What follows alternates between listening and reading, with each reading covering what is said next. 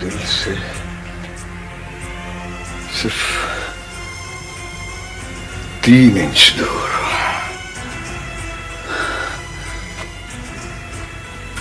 कौन? वाकई वाकई कौन?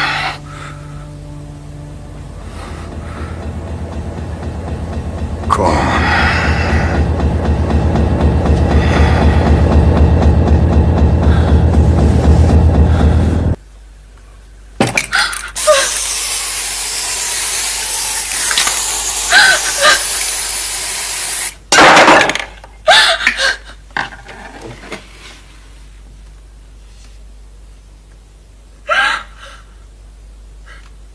P230 का जिक्र सुनते ही जनाब ने अपना निशानची भेज दिया। तुम पता नहीं क्या बकते हो। मैं तुम्हें खुदकुशी पर मजबूर कर दूंगा। एक्सीलेंट। एक ड्रग स्मगलर के रिफ्लेक्सेस इतने ही शार्प होने चाहिए, जिससे खतरा हो उसे फौरन मार दिया। Stop that nonsense. And now you stop this nonsense. जनाब अली, जनाब अली, जनाब ने ये कैसे समझ लिया कि मुझे गोली मार देने के बाद जनाब महफूज रहते? आपकी इत्तला के लिए अर्ज है कि मैंने ऐसा इंतजाम कर दिया है कि मेरी अचानक दिलचस्प मौत के बाद मेरी ये कलेक्शन अवाम की मिल्कियत बन जाए। अवाम की। और अवाम की तो आप बहुत बात करते हैं सर। तुम चाहते क्या हो? ये हुई ना बात। आपका ताउन जनाब अली, ताकि मैं आपकी ताकत और इख्तियार से दूसरों की खिदमत कर सकूं और दूसरों की ताकत से आपकी खिदमत। जनाब, याद आया, मैं अब भी जनाब का खादिम हूं। मैं बहुत जल्द एक कंप्यूटराइज्ड सर्विस शुरू करने वाला हूं, कंसल्टेंसी फॉर अदर सर्विसेज। तुम यकीनन पागल हो। यकीनन नहीं, यकीनन नहीं जनाब। शायद, शायद।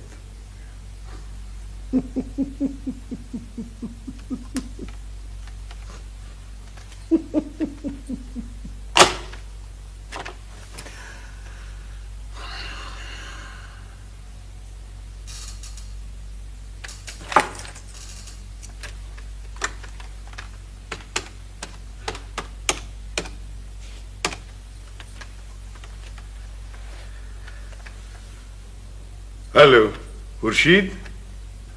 हाँ, मैं तुम्हारा साबका बॉस बोल रहा हूं। मुझे तुम्हारे भाई जाफर की जरूरत है।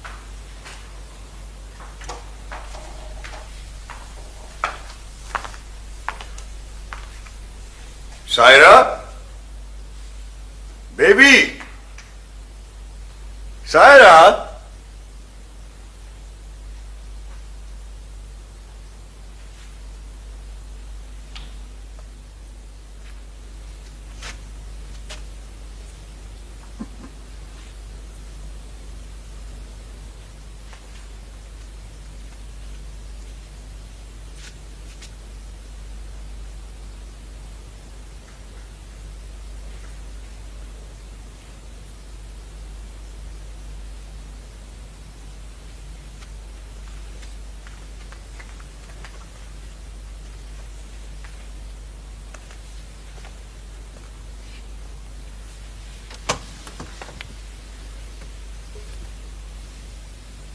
बेबी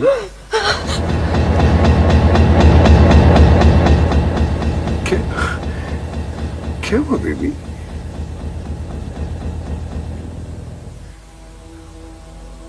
आप ही हो ना पापा?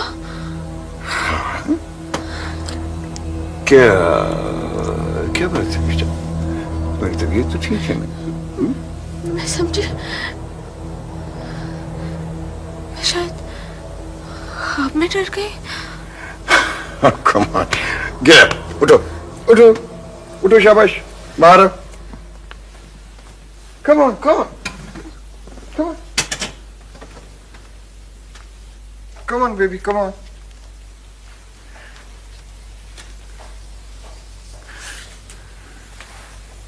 बैठो बेबी।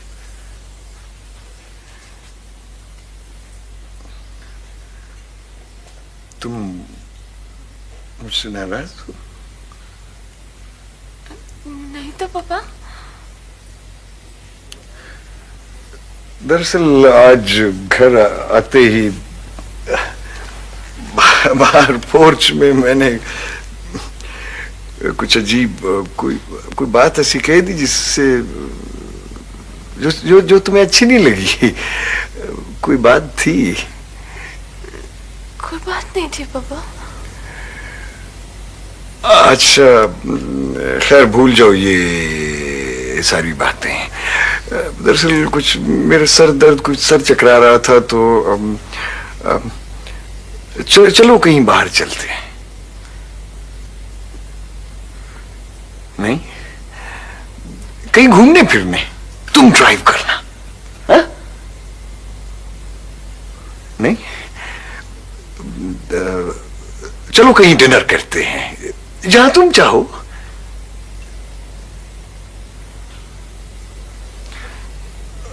अच्छा तुम बताओ, जिससे तुम खुश हो जाओ। बताऊं पापा? हाँ हाँ बताओ, टेल मी। मुझे चंद दिनों के लिए मामा के पास भेज दें।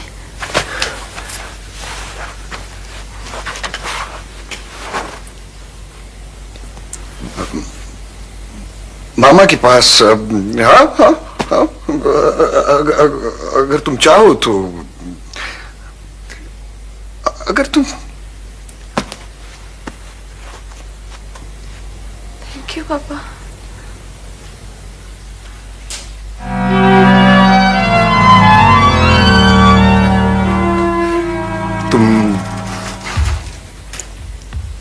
तुम अब भी मुझसे जीत रही हो नादरा। कब की बात है ये? 2 दिन पहले जब मैं आई थी ना। तुम्हारा मतलब है वो तुम पे चिल्ला रहा था? He really shouted at you? My goodness, this is the height of... नहीं मामा, वो मेरा ख्याल है, मुझे ही लगा जैसे पापा को कुछ हो गया है। उसे कुछ हुआ है या नहीं, मुझे इससे कोई दिलचस्पी नहीं। लेकिन मेरी जान, baby, I am worried about you. मैं तुम्हारी बहुत फिक्र करती हूँ बेटा। बहुत सोचा है मैंने तुम्हारे बारे में। क्या मामा? मैंने सोचा है, मेरा ख्याल है कि तुम्हें अब उस घर में नहीं रहना चाहिए। क्यों मामा? इसलिए बेटा कि वो शख्स जुनूनी है। He is mad. पापा? ओह नो मामा, आप ऐसे क्यों कहती हैं? मैं उसे तुमसे बेहतर जानती हूँ बेटा। मेरी जान, मेरे बेटे, मेरी बात मान लो। पापा बस मुख्तलिफ है, और शायद कभी कभी वो कुछ अजीब से भी हो जाते हैं। लेकिन आप भी तो मुख्तलिफ है मामा, और शायद अजीब भी। और फिर मैं तो पापा के पास ही रहना चाहती हूँ। क्या?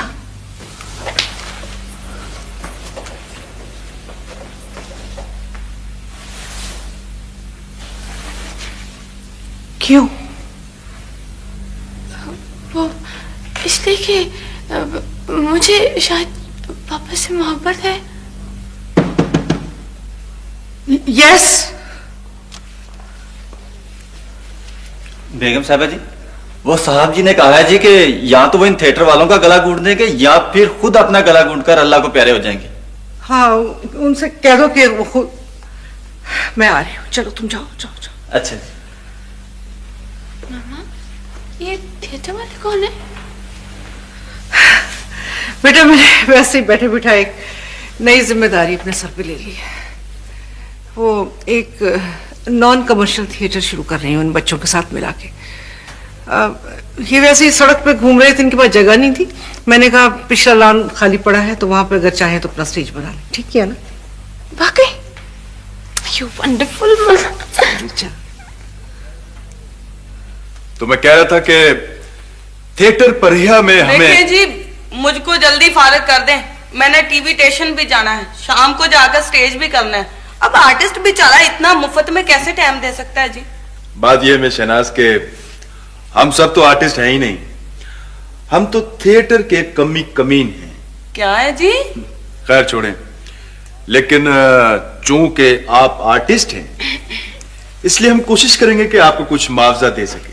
देखिए मैडम, यही एक प्रॉब्लम है हमारे साथ। अब वो लड़कियां जो कभी कॉलेज में हमारे साथ ड्रामा करती थी, अब इस ग्रुप को लफंगा थिएटर समझती जी।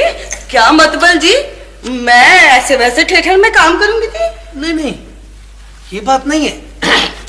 वो कुड़ियां ऐसा नहीं समझती थी, उन कुड़ियों के अब्बे और अम्मियां ऐसा समझती हैं। हाँ हाँ बिल्कुल, उनके वालिदैन ऐसा समझते हैं। यार असद, कभी तो कोई अकल की बात भी कर लिया करो, इतनी मुश्किल से तो। मिस प्लीज आप बैठे ना, आप तशरीफ रखें प्लीज। प्लीज आप बैठें। आइए आइए प्लीज आइए। नहीं नहीं, प्लीज प्लीज प्लीज कंटिन्यू। वालेकुम सलाम। ये खिड़की जरा बंद रखा कीजिए, मसूद साहब डिस्टर्ब होते हैं। नहीं, जरा बंद कर लीजिए।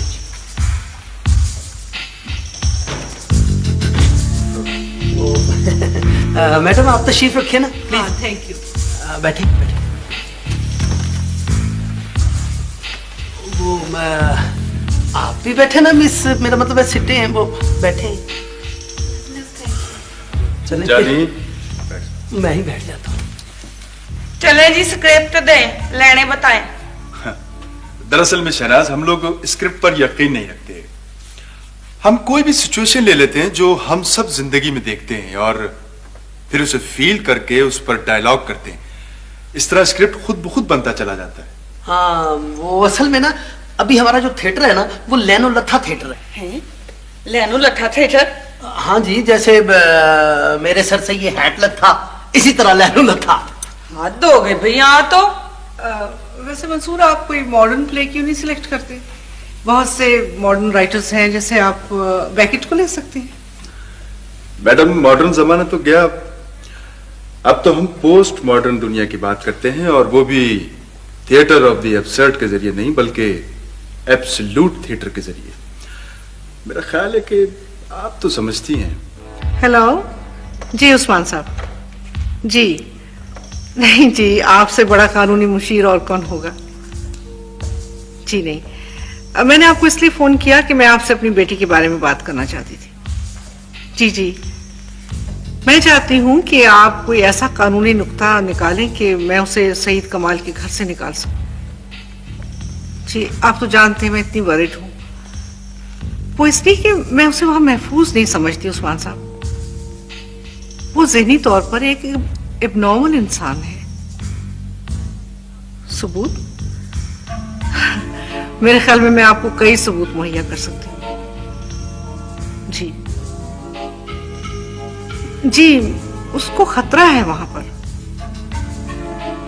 हाँ ठीक है, जब भी आप टाइम निकाल सके आप मुझे फोन कर दीजिए। I will be waiting for you. ठीक है, थैंक यू सो मच। खुदा हाफिज। यार मंसूर, इतनी बेगम नादिरा मसूद को सख्त मरूफ कर दिया, कुछ ज्यादा ही इम्प्रेस लग रही। पता नहीं क्या बकवास कर रहा था, लेकिन ये बहुत जरूरी था। जरूरी था? हाँ, वो इसलिए जरूरी था कि अब देखो ना कि बेगम नादरा मसूद ने जो हमें यानी कि थिएटर परिया को जो पनाह दी है, तो वो तो सिर्फ इसलिए कि आर्ट, कल्चर और सकाफत की मुआवजा के तौर पर उनका नाम और बुलंद हो, तो हमें उन्हें मायूस तो नहीं करना चाहिए। हाँ वो तो है, मैं मायूस तो नहीं करना चाहिए। अच्छा, उन्हें यह एहसास नहीं होना चाहिए कि हम कोई जंगली हैं। इसीलिए तुमने देखा होगा कि मैं उनसे गुफ्तगू के दौरान कहीं कहीं गोरे दानिश्वरों का नाम छड़कता रहता हूँ। बहुत जालिम हो तुम। मैं तो बस अपना जहन साफ रखता हूँ, मतलब अगर सौदेबाजी है तो सौदेबाजी है। यार मंसूर, उस दिन जो बेगम नादरा मसूद के साथ लड़की थी वो कौन थी? लड़की? अच्छा यार अब बनो मत। वो लड़की जो उनके साथ आई थी उस दिन, सुना है कि उनकी बेटी। असद, ऐसा नहीं लग रहा कि तुम जानबूझकर बन रहे हो?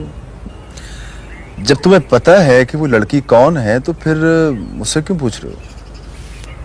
बरखुरदार अपना जहन साफ रखा करो। और अब चलो। कहाँ? थाने। चलो चलो।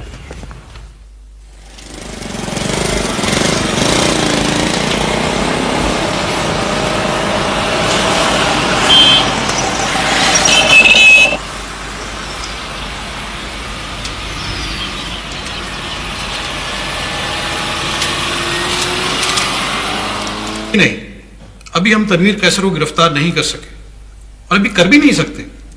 क्यों?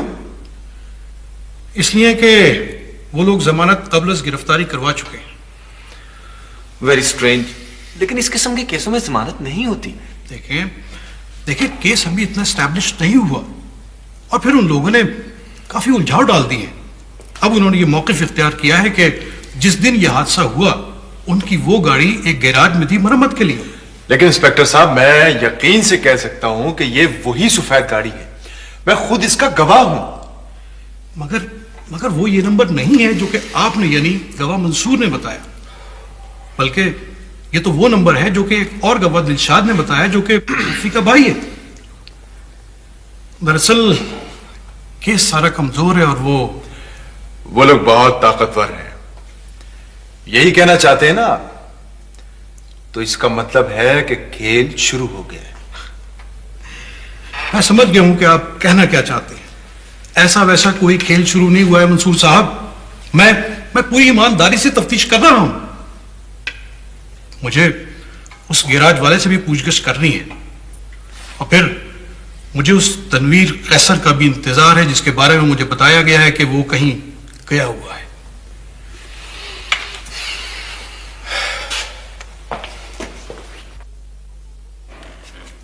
तनवीर इस वक्त ये सोच रहा है कि अगर उसे 10 साल की जेल होगी तो उसका क्या बनेगा। डैड इसे कहें ये इन मामलात में दखल न दे। देखो सिमी, ये वाकई तुम्हारे सोचने का मसला नहीं है। तुम ऐसे करो कि ये रिसाला लेकर अंदर जाओ और जाके से पढ़ो, को काम शाम करो, क्योंकि ये मसला जो है, क्योंकि ये मसला तो सिर्फ घर के मर्दों के देखने का है। हमारा क्या है? लड़कियां तो होती ही पराया धन है और एक ना एक दिन उन्हें बाबुल का घर छोड़कर जाना होता है। लेकिन डैडी, जब तक मैं इस घर में हूं ना, मेरा भी तो कोई इस घर में रोल होना चाहिए ना। देखिए, अब सिचुएशन ये है, तनवीर एक बंदा मारा है, ठीक है, और पुलिस इसके पीछे लगी हुई है। हम चाहते हैं वो बंदा तो मरा लेकिन हमारा तो बच जाए।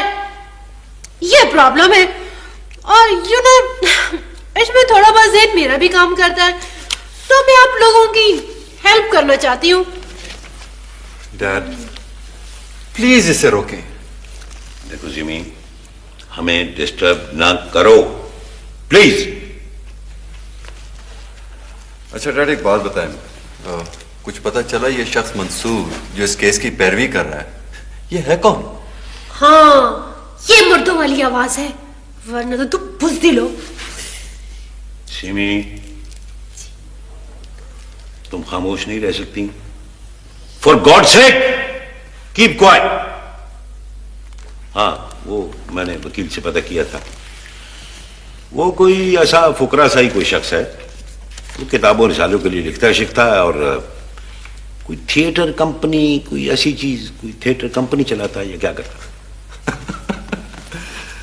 थिएटर वाला? फिर तो मसला हल हो गया डैड। इस कमाश के लोग तो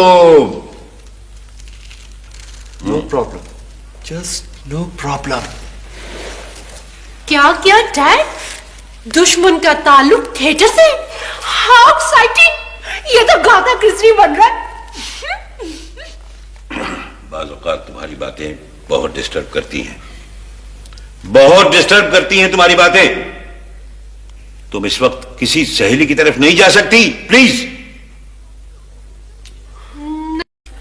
late me also share the fun daddy please. ये फन है? हम कोई तफरी कर रहे हैं क्या? हाँ तो और क्या, मैं भी तो यही कहती हूँ। देखो ना भाई, जिंदगी इतनी डल बोर है, जब इसमें तुम पर या डैडी पर थोड़ा सा चक्कर आता है ना, तो थोड़ी बहुत एक्साइटमेंट पैदा होती है, थोड़ी सी थ्रिल, और वो भी आप लोग एंजॉय नहीं करने देते। तुम हमारी मुसीबत को एंजॉय करती हो? हाँ, मुसीबत कब होती है भाई, आखिर में तो कुछ भी नहीं होता है, और हम जैसे लोगों पर कौन हाथ डाल सकता है, यही तो मजा है। डैड वो उस कंपनी का नाम बताएं, क्या है वो थिएटर वाली? हाँ हाँ, वो उसका कुछ अजीब बकवास सा कोई नाम है, परिया थिएटर या थिएटर परिया, कोई वाहियात सा ही कोई नाम है उसका। परिया थिएटर, परिया थिएटर, ये नाम तो, परिया थिएटर तो जा रही हूँ डैडी, प्लीज डैडी रिलैक्स, मैं जा रही हूँ। Excuse me daddy.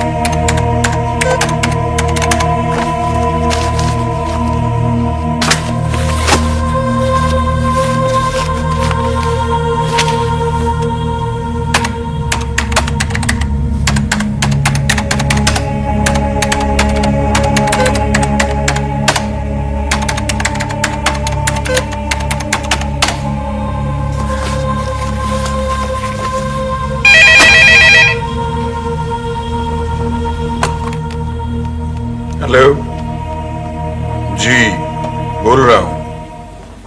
मेरा नाम मुख्तार उस्मानी है। जी, मैं बेगम नादरा मसूद साहिबा का कानूनी मशीर हूँ। जी जी, फिर?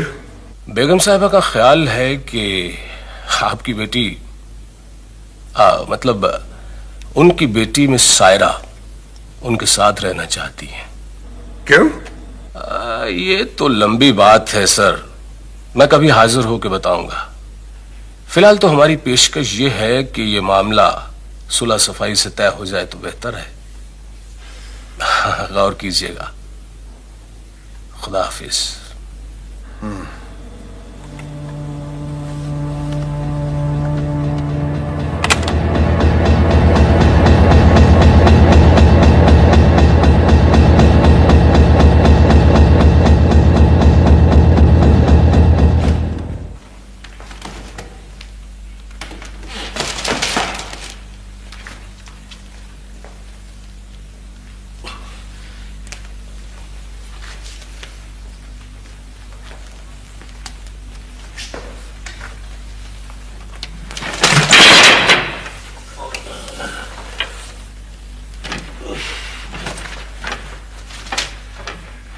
क्या वाहियात कुर्सियां बनाते हैं।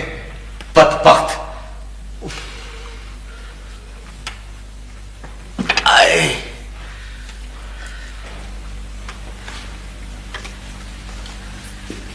अच्छा मसूद, मैं जा रही हूं। अलविदा अलविदा। मेरी मुंतज़िर निगाहें तुम्हारी राह तकती रहेंगी।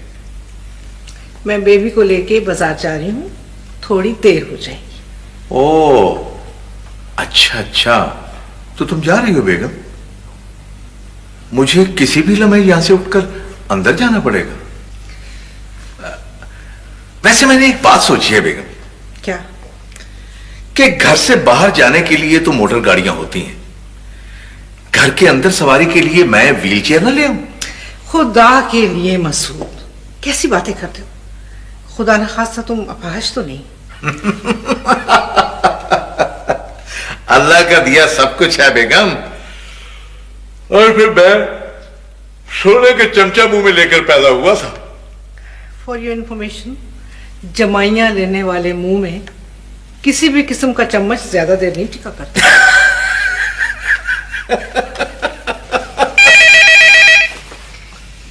क्या वाहियात इजाद है, बैठे बैठाए डरा देती है।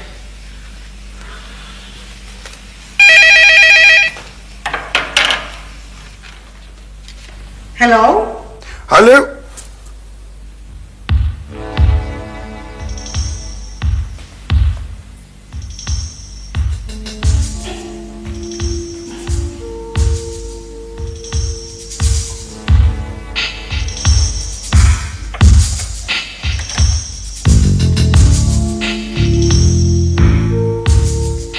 गूंगे और बहरों के लिए भी कोई टेलीफोन इजाद हो गया है क्या? ठीक कह रहे हो, वाकई डम कॉल है। ये औरत समझती है कि मेरी बेटी पर कब्जा कर लेगी। जावेद! नियाज! जी सर। Yes sir. उसे बुलाओ, जाफर को। और तुम आज शाम ही जाओगे वहां बेबी को लेने। उसे कहो कि फौरन घर आए, समझे? यस सर, बिल्कुल। और तुम अपने फराइज समझ गए हो ना? दोस्तों और दुश्मनों की बू देना मालिक का काम है सर, और फिर शिकारी कुत्ता अपना काम खूब जानता है सर। ठीक है, जाओ।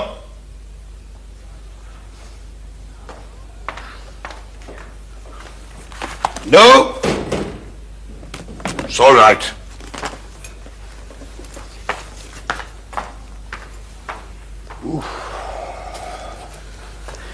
यार, ये घर में क्या चीज आ गई है? साहब ने बॉडीगार्ड रखा है अपना और घर का। बॉडीगार्ड? यार, साहब को कोई खतरा है क्या? नहीं, शायद। वैसे यार, मेरे क्वार्टर के पीछे भी बहुत अंधेरा होता है। यार, तुझे क्या खतरा हो सकता है भाई? वो गरीब की तो हर सुबह ही खतरे से शुरू होती है भाई। ये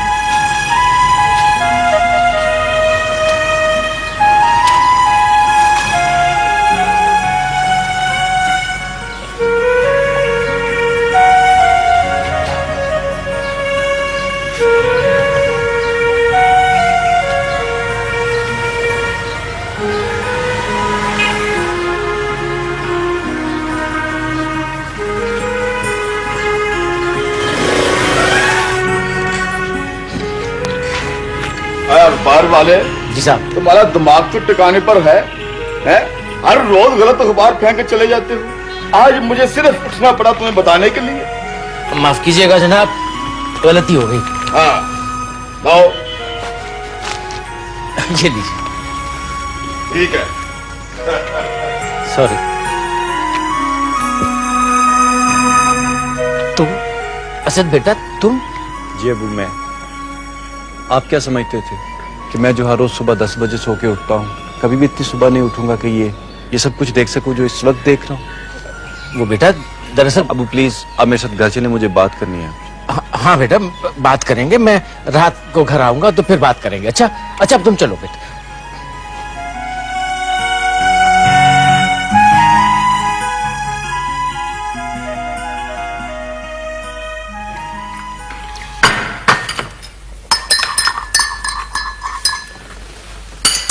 ये ले ले। हाँ, इसे रखो। मैं जरा उस गिराज वाले को पक्का कर दूं।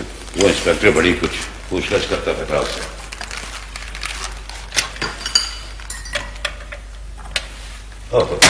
ये को टेलीफोन कभी ठीक भी रहने दिया करो। तुम्हारी वजह से घर में कितनी एक्साइटमेंट फैली हुई है, कितना मजा आ रहा है। वरना तो हर रोज शाम की चाय के बाद तो लगता है दुनिया ही खत्म हो गई। तुम्हारा ये सोचने का अंदाज इंतहाई, अब मैं क्या कहूं?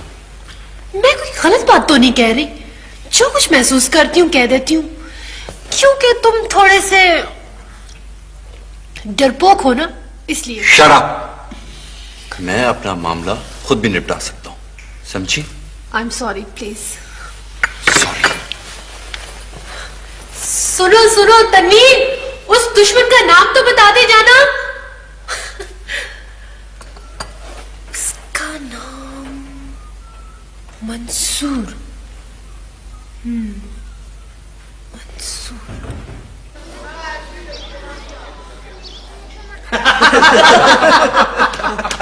यार जानी, मेरी समझ में आज तक एक बात नहीं आ सकी। अंकल बहराम का नाम बहराम कैसे पड़ा? मेरा मतलब है कि वालदैन वगैरह ने रखा होगा। नहीं नहीं यार, इसमें वालदैन का कोई चक्कर नहीं है।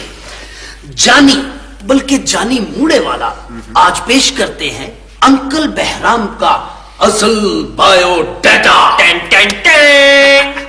तो भाइयों, अंकल बहराम का असल नाम है फजलदीन। अच्छा। हाँ, और अंकल बहराम 1938 में पैदा हुए। हाँ, 1938 में जब ये पैदा हुए तो दुनिया बड़े सुकून में थी, और जैसे ही ये पैदा हुए टायरान करके जंग शुरू हो गई।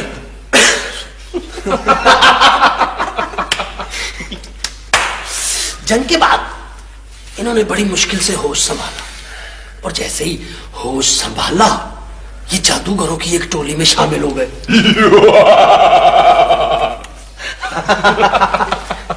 और जनाब, एक दफा क्या हुआ कि अंकल बहराम एक रियासती शहजादे को इंसान से दुम्बा बनाने के चक्कर में पकड़े गए।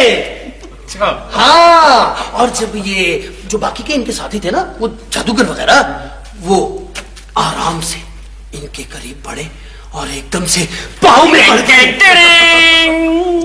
और बोले, अंकल बहराम, खुदा के लिए आप नान छोड़ने लगा लीजिए, मगर ये काम छोड़ दीजिए। और जनाब, अंकल ने एक थिएटर कंपनी ज्वाइन कर ली। उसके बाद ये कीमियागरी भी करते रहे, और 10 साल तक इस चक्कर में रहे कि तांबे को सोना कैसे बनाया जाए। तो क्या अंकल वाकई आपने कीमियागरी भी? हम यह कोशिश तो बहुत करी थी, वो पारा काबू में ना आवे था, बस हर बार एक आंच की कसर रह जाती थी। अब हम सोना बनाएंगे, क्यों अंकल बहराम? हम यहाँ क्यों नहीं बनाओ। अंकल बहराम, मैं तो समझा था कि आप इस पैसे वैसे के चक्कर से बेनियाज होंगे। मियाँ वो तो है, मगर जेब भरी हो ना तो बंदा शेर की माफिक दिखाई देवे। मेरा ख्याल है कि बहराम अंकल ठीक कह रहे हैं। दौलत हौसला देती है, हौसला। दौलत हौसले के साथ साथ खुद इत्मीनान और जुर्रतमंदी भी देती है। भाई मैं नहीं मानता। कि दौलत जुर्रत भी देती है। नहीं, ये ठीक कह रहे हैं। यूसुफ, तुम मुझे ये बताओ कि दौलत का जुर्रत के साथ क्या ताल्लुक है? मैं नहीं मानता इस बात को, बकवास है सब। अरे मियाँ यूसुफ ठीक बोल रहे हैं, भूखा बंदा तो गीदड़ हो जावे। आप भी ठीक बोल रहे हैं कि भूखा बंदा गीदड़ हो जाता है। आपने कितने दिन से खाना नहीं खाया? यही कुछ पिछले बुट से। जानी प्लीज। जानी अकेला नहीं, जानी मूड़े वाला। अच्छा, बहरहाल मूड़े वाला। जानी, इसमें कोई मजाक वाली बात नहीं है। यहाँ हर शख्स का अपना अपना तजर्बा बोल रहा है। तो तुम्हारा क्या ख्याल है? अपने तजर्बे के अलावा भी कुछ हो सकता है? क्या बात है? असल में देख रहा हूं कि तुम, मेरा मतलब है कि तुम्हारे साथ आज कुछ गड़बड़ है। कोई मसला है? हाँ, कुछ नहीं, वो घर पहुंचने मुझे। खैरियत? हाँ, खैरियत। तुम बैठो, मैं देखता हूं।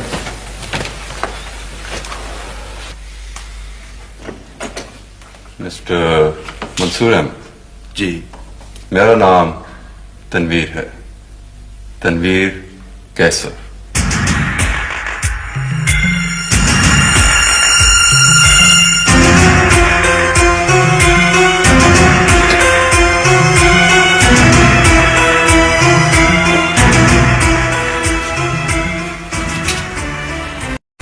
जानता हूं, और यह भी जानता हूं कि तुम एक बेगुनाह इंसान के कातिल हो।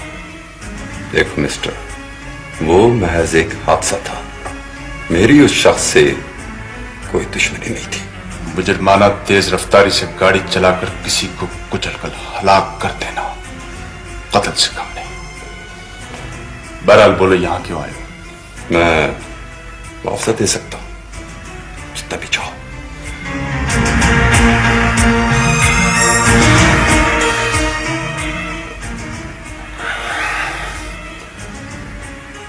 तो मुआवजा देना चाहते हो? रकम बोलो। मेरा ख्याल है कि मुआवजे की बात यूं खुलेआम तय करना अच्छा नहीं। अंदर आ जाओ। चलो दोस्तों, ये है मिस्टर तनवीर कैसर, और इनका मजीद तारुफ ये है कि इन्होंने ही दिलदार चचा को अपनी गाड़ी से कुचलकर हलाक कर दिया। और हाँ, और अब ये यहां आए ताकि कुछ मामला तय कर सके, यानी कि हमें मुआवजा दे सके। मंसूर, लेकिन मैं ये सोचता हूं कि मरने वाला वापस तो आ नहीं सकता, तो बात बढ़ाने का क्या फायदा? क्यों ना इनसे कुछ लेन देन कर लिया जाए, मतलब कुछ फायदा इन्हें भी हो और कुछ हमें भी हो। हाँ तो मिस्टर तनवीर कैसर, मरने वाला एक मुफलुकुल हाल गरीब देहाती था। रकम लगाओ। 25,000। मगर यार वो तो पुराने थिएटर का एक आला फनकार भी था। 30,000। वो मेरे बाप के जमाने की आखिरी निशानी था और मेरे बाप की जगह था। 40,000। उसने मुझे तालीम दिलवाई थी और मुझे बेटू जैसा प्यार दिया था। 50,000।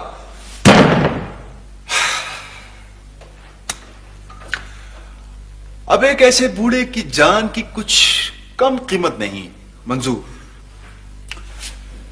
तो तुम तस्लीम करते हो कि तुमने अपनी सफेद गाड़ी, जिसका नंबर है LOF 5448 से वीरवाल के करीब एक शख्स को अपनी अंधी ड्राइविंग से हलाक कर दिया था और अब उसको मुआवजा देने आए हो।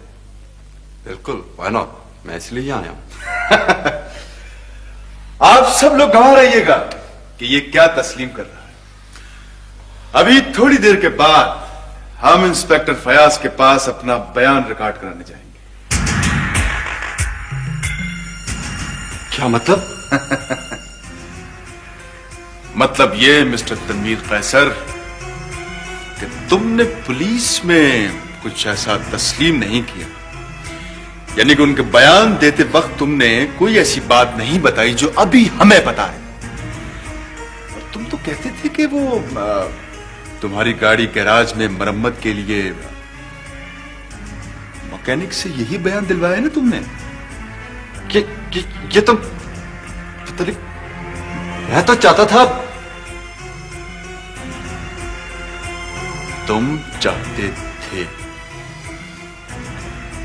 और पता है इस वक्त मैं क्या चाहता हूं? मैं चाहता हूं कि मेरा ये फ्लैट 5वीं मंजिल पर है मिस्टर तनवीर कैसर, और मैं चाहता हूं कि तुम्हें दबोच कर घसीटता हुआ बालकनी पर पाया जाऊं और फिर तुम्हें वहां से उछाल दो बाहर की तरफ, और गिरते हुए आखिरी लम्हों में तुम्हारे हलक से एक चीख निकले और तुम्हें उस शख्स की चीख याद आए जिसे तुमने अपनी गाड़ी से कुचलकर हलाक कर दिया था, और तुम्हारा ये मनहूस जिस्म धमाके से गिरे और चूर चूर हो जाए। मैं ये चाहता हूं,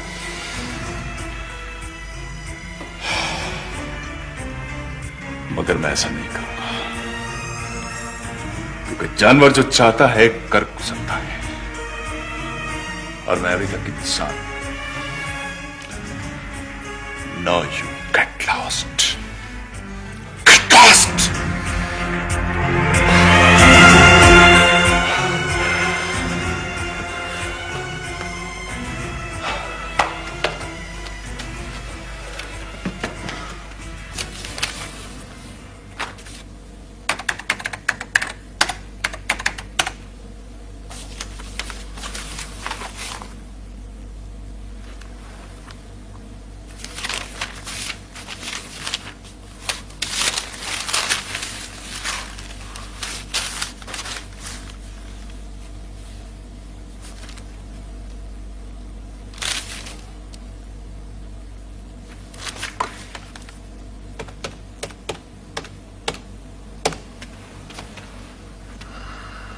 हेलो हेलो, खुर्शीद, कमाल बोल रहा हूँ।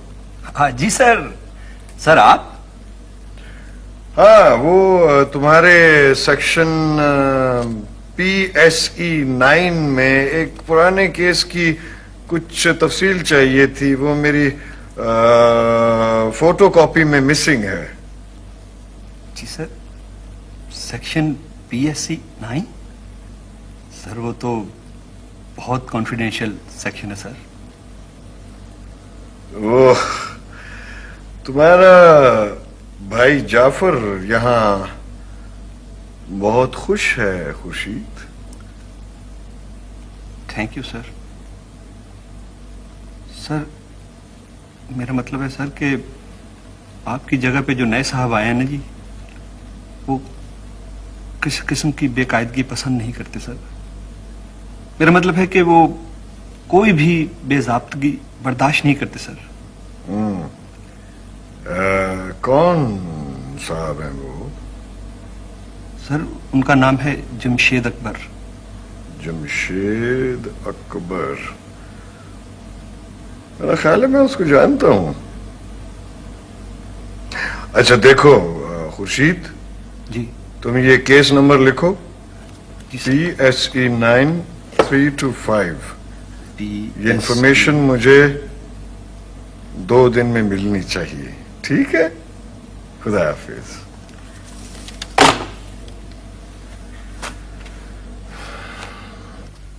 हर केस में कोई ना कोई गड़बड़ है।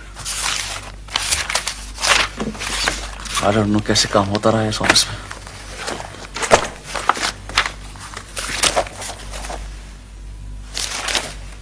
कोई चीज भी ढंग से नहीं है।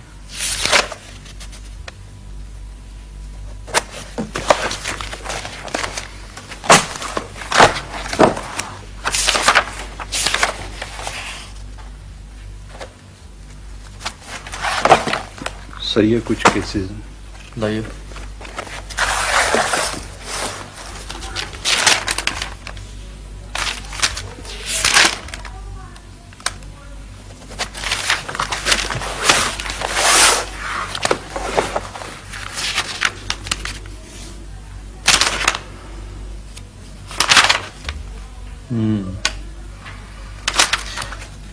इसे बाद में देखेंगे। मैं लंच के लिए जा रहा हूं। बाकी केसेस भी तैयार रखें। आज ही निपटाने हैं। Okay sir. And remember there should be no pending work.